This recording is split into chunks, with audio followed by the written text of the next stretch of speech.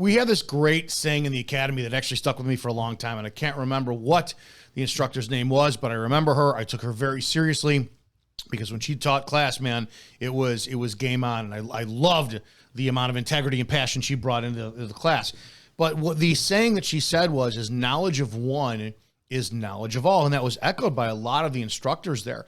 And the concept that what that meant to me at that time was, let's just say for argument's sakes, that I knew that John Doe down the street had always been known to carry a razor blade in his pocket, right? But I kept that to myself for some super secret squirrel mission, no pun intended with today's video. And a new patrol officer goes up, and I didn't let them know in a debriefing, hey, John Doe keeps a razor in his pocket, and he goes in his pocket, slices his hand open. Man, that's kind of my responsibility and my fault, right? And I've noticed over the years with law enforcement that a lot of cops love to keep things to themselves, and for whatever reason, right? Credit, glory, personal, whatever it is, right? You know damn well that you got, like when we had Lake County Meg, Metropolitan, what was the enforcement group, which was like for the drug interdiction. They never wanted to tell us about any information they were doing because they didn't want you knocking down the car and you're going to screw up our investigation. No, you just didn't want us to get the bust. You wanted you guys to get the number so you could justify why you're staying open by the county and the state, right? As time went on, the knowledge of one is knowledge of all concept broadened into, man, there's some things that we know we shouldn't be doing. Why are we doing them anyways? There's no doubt by now you've heard of this Peanut the Squirrel debacle and case. And we're going to talk about it really quickly here. We're going to have some commentary. Pine City, New York, an orphaned squirrel that became a social media star named Peanut was euthanized after the state seized. This is from Police One, by the way, police1.com, the number one.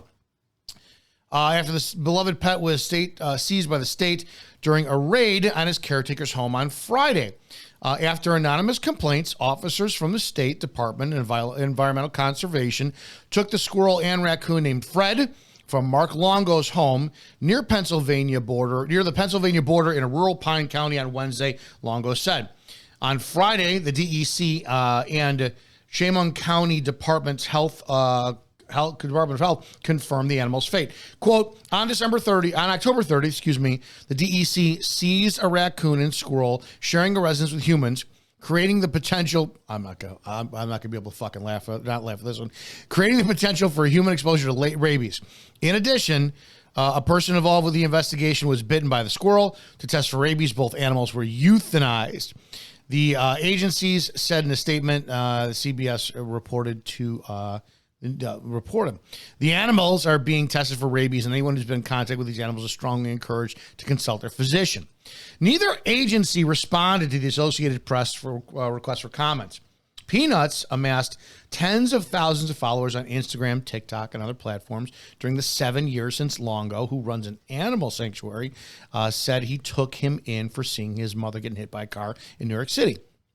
Peanut's Instagram account shows the squirrel leaping onto Al Longo's shoulder, jumping through a hoop, holding and eating waffles, and wearing miniature hats. Quote, it's with profound sorrow that we share the heartbreaking news. On October 30th, the DEC made a devastating decision to euthanize our beloved Peanut the squirrel and Fred the raccoon, despite our passionate cry outcome for compassion. The agency who chose to ignore our pleas, leaving us in deep shock and grief, an Instagram post said on Friday, accompanied by video montage of the animals interacting with their smiling caretakers. Longo and his wife, Daniela, opened Peanut's Freedom Farm Sanctuary in April of 2023. It now houses about 300 animals, including horses, goats, alpacas. Longo said he was in the process of filing paperwork to get Peanut certified as an educational animal when he was euthanized. Kids, let's talk about this for a second. This was the decision you made? Now, listen, I think this was like conservation police who did this. And for those who saw the video, you saw, and remember, there's two sides for everything, right? You get the owner, Longo, who says that the police came to our home in like SWAT gear. They kept us outside, all this stuff. And, you know, we've got Instagram content from it. I want to play. Now I want to play this really quickly, right? Because the concept is I wasn't there. I can't find any body camera footage of this. Again, I believe this was Conservation Police. I don't know who made the no-knock raid, and I don't know if it was a raid, right? You're letting emotions get to you. And this is the concept of public perception that I can't stress hard enough when it comes down to law enforcement. Take these as trainings you will not get in the academy, or your FTO won't give it to you, and you need to fucking hear it if you're a cop. Listen, the public is going to believe whatever emotionally fuels them. Now I'm going to play this video, and I'm going to ask yourself, is this legitimate? Or was this staged by the homeowner? We do not know, right? Because right now the entire world is up in arms over a euthanized squirrel and raccoon, and cops are public enemy number one. Now, remember, this was Conservation Police from what I'm checking out. Apparently, this is from the New York State Department of Environmental Conservation. Conservation cops are different than normal street police. I believe they actually have more authority, but you are lumping them in as the cops came to their home. Rightfully so. Knowledge of one is knowledge of all. Knowledge of one is knowledge of all. You should be thinking this in your mind as you continue your career and go, shit, how is somebody in New York, their actions, who is a conservation cop, going to affect me all the way in California as a correctional officer inside of a jail facility? Two completely opposite ends of the spectrum when it comes down to law enforcement, but law enforcement nonetheless. So we do not know if this was staged. I'm going to take this on the value that it's 100% legitimate. And again, it falls back into the concept of, well, the cops showed up to my homes. The cop raided me. We weren't there. What if the cops were polite as hell? Hi, Officer so-and-so with the Conservation Police. Listen, I know it's a pain in the butt, but we have a warrant. We had a complaint made. We have to wind up checking the residence for a squirrel, blah, blah, blah. And what if they had said all that? Said, if you could please just bring the squirrel out, we will be out of your hair in 5 minutes. Put it in its cage, okay? And then we'll take it off. We're going to do our test. If the test's clear, we're going to release it to you. What if that was the case? But what the guy said is, fuck you. Now all of a sudden, now that's still free speech. You know how big I am on free speech. But what if the Conservation Police said, no, we have a warrant. We don't want to come in, but we're going to. We're going to force entry because we have the lawful authority, no matter how much you don't like it. And the guy said, screw you. You're going to have to, I'm going to kick all your asses. Now we get into the escalation of, well, we're going to put him in a handcuffs for officer safety. Did you get my point on this? We don't know what took place because so far I haven't seen body camera footage. I'm going to operate on the guys that maybe the cops acted with the most supreme example of integrity. Somehow I doubt that, though. And they went for the former aforementioned, which was, hey, we want to just search your home. Can you help us out in this? Again, I don't think that was the case. But let's take a look at this together. And, yeah. Of the toilet to see if I was hiding something in there. That's to find a squirrel. Let somebody come in here and do this to your house. And keep it like this. I actually have broken soap bottles on the ground. I have a stain on my ground. This is to find a squirrel. This is to find a squirrel. This is to find a squirrel. You see that? That's that. See that? Do you see this, guys? You see that? You want to tell me that that's acceptable? This is the destruction that these people left in my house. So if you guys want to explain to me how this wouldn't devastate you, I have never been in trouble with the law whatsoever. There's another suitcase that came out of the closet.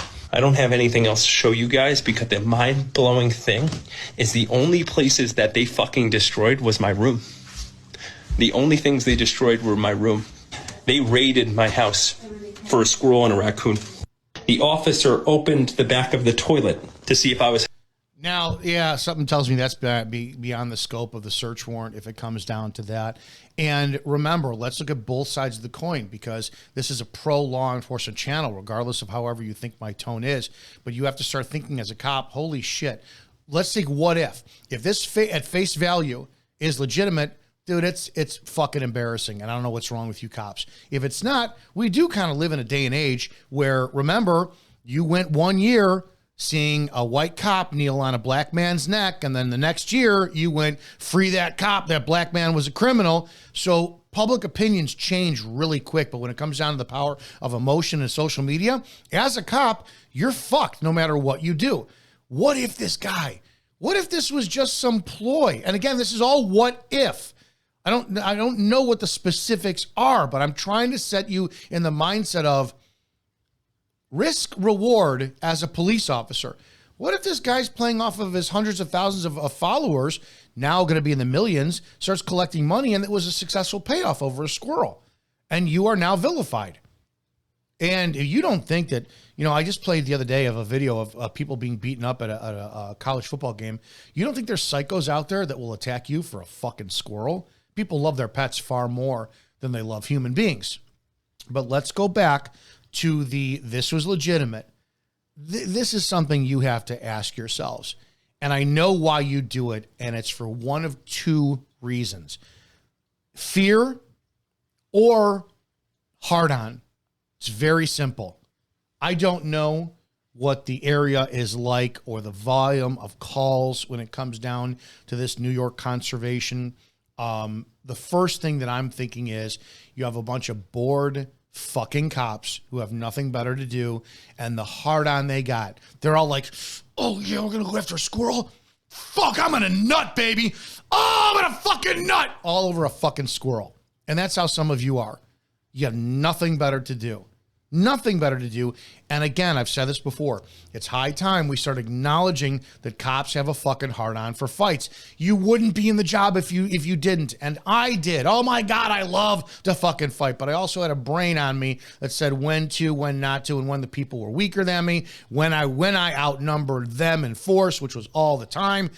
It's just, again, it comes down to morals and ethics, and a lot just have not developed them yet.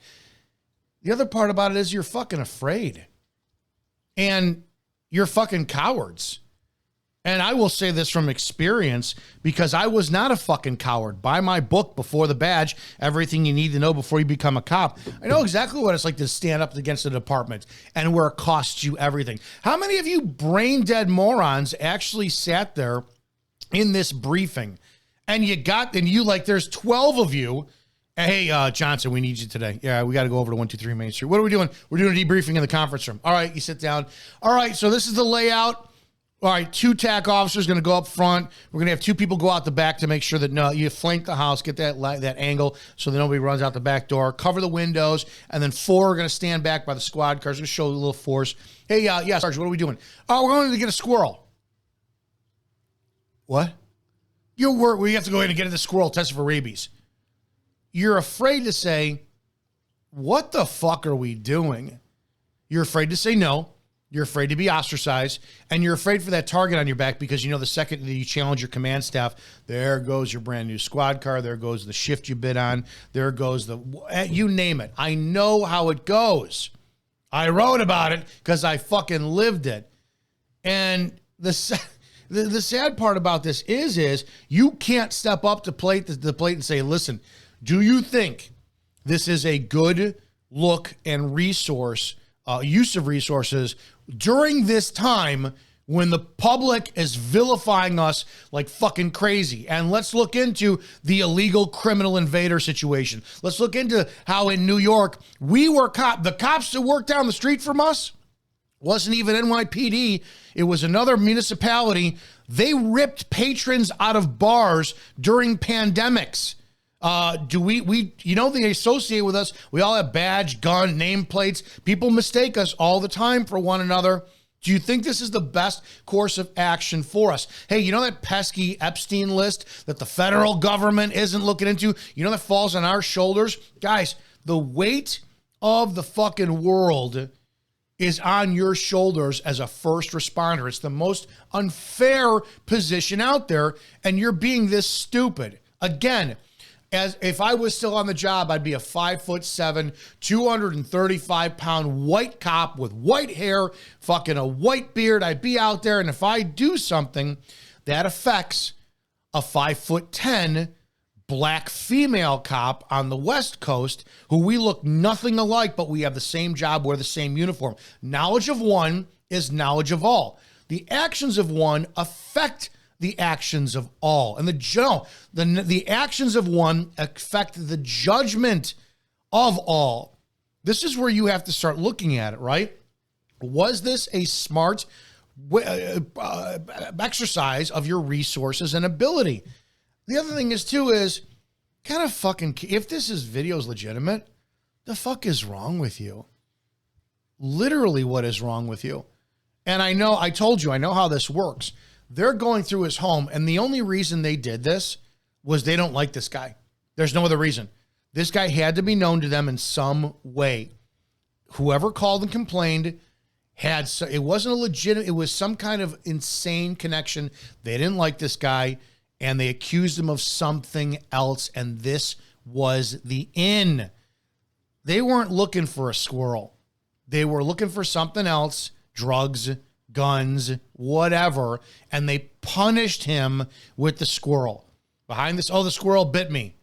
You had on long sleeves, I bet, and you had on gloves, and there's no way those fucking squirrel teeth in that action, they fucking did any real damage. I'm sorry. Fucking, that's not right. And this kills me, where it's the concept of what everybody says, and it's just a hot fucking mic minute here for a second. We just learned that they have euthanized Peanut. What happened to Peanut was a tragedy, and this heartbreaking event needs to be investigated. I'm Assemblyman Jake Blumenkrantz, and as a state lawmaker and an animal advocate, this tragedy can be an agent of change for our process and system in which there is animal seizure. That's why I'm introducing Peanut's Law. Within Peanut's Law, we'll allow for a 72-hour waiting period in which notice and appeals can take place before seizure or euthanization. We've also included safeguards right here that'll protect sanctuaries just like Peanut's Freedom Farm all over the state of New York. We're looking to make sure we can get as many people as possible to support and sign on to this piece of legislation to make sure tragedies like this never happen again. You can help by asking your state lawmaker to sign on now. You're so full of shit.